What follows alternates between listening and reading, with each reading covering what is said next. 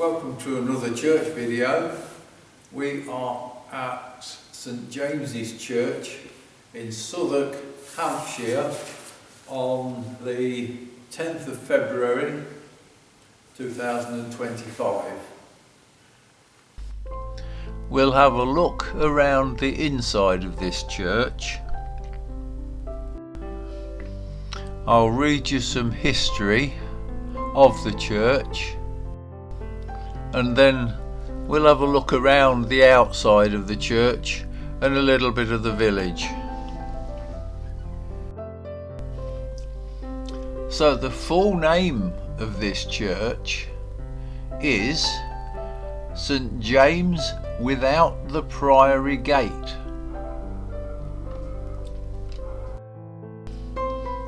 This is because it was built just outside the gates of a 12th century priory. In 1133, Henry I founded a priory for Augustinian monks at Porchester within the walls of the old Roman fort.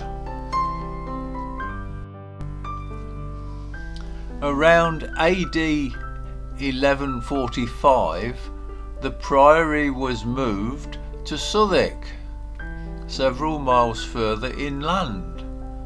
The priory was built beside an existing chapel which may have stood since the late Saxon period. I just want to mention the font. One of the most interesting historic features is the large 12th century font with an octagonal bowl featuring blind arcading.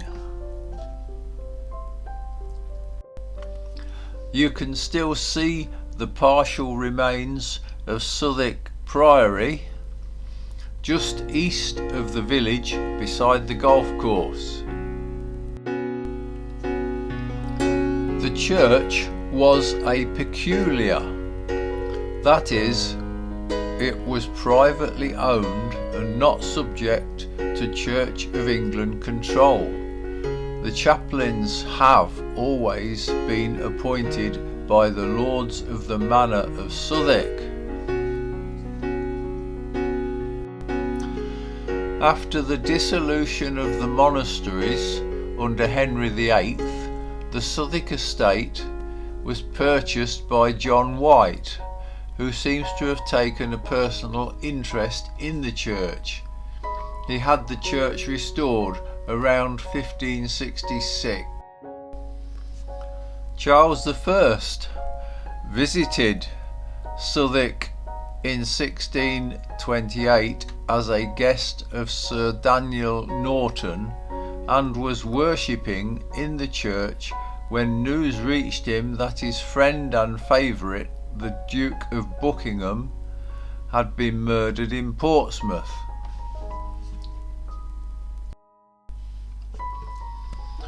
The close ties between the monarch and the Norton family did not last, for Sir Daniel's heir, Colonel Richard Norton, fought for Parliament in the Civil War and signed the King's death warrant.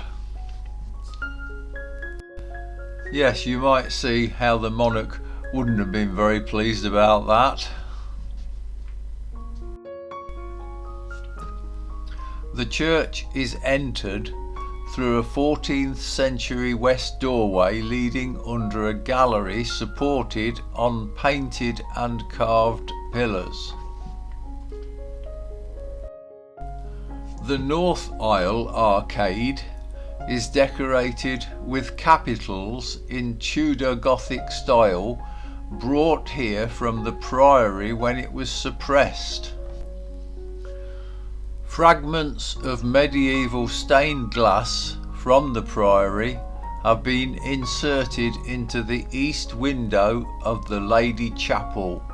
One pane shows a pelican, the symbol of piety and sacrifice. That reminds me of a poem a wonderful bird is a pelican. Its beak can hold more than its belly can. Sorry, back to the story. Under the Lady Chapel arch is the chest tomb of Sir John White and his first wife Catherine. The base of the tomb dates to the 15th century. The slab, inset with brasses of the couple, is of mid-16th century date, and the canopy was added when the church was restored by White.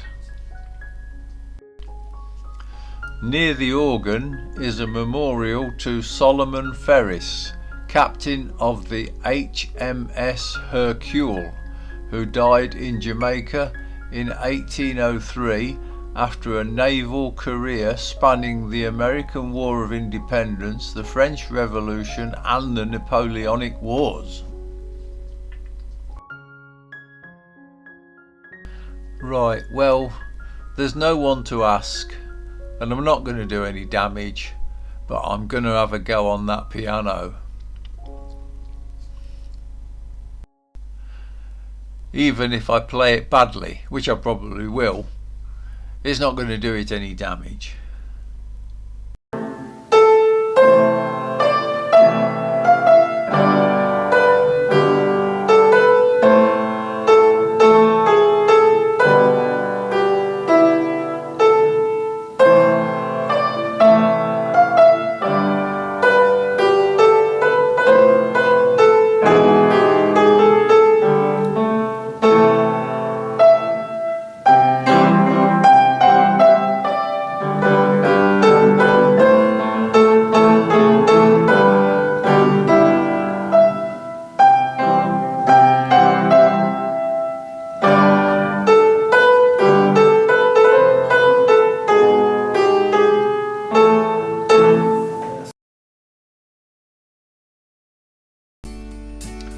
So that was Greensleeves, and we mentioned Henry VIII a few minutes ago, and allegedly Henry VIII wrote Greensleeves.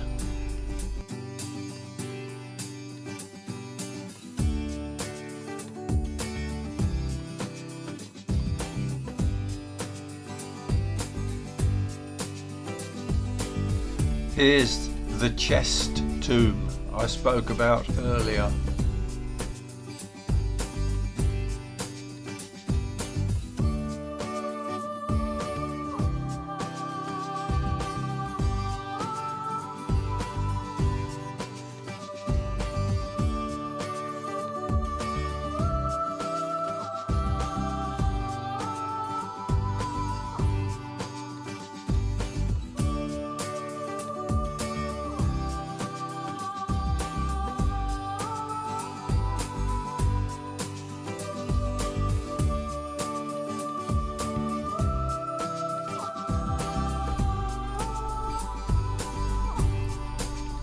There's a lot more history on the internet if you'd want to go and read about it. St James without the Priory Gate is a lovely historic church in a picture postcard village. The church is usually open daylight hours and visitors are welcome.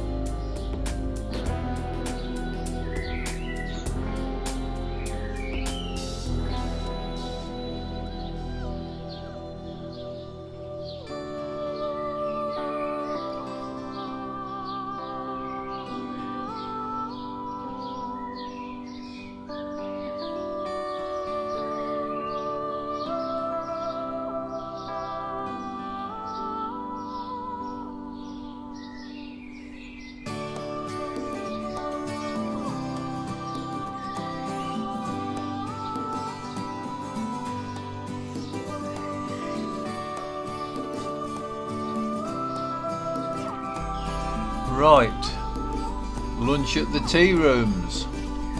Jacket potato with tuna mayonnaise, extra cheese and salad, and a pot of Earl Grey. Thanks for watching.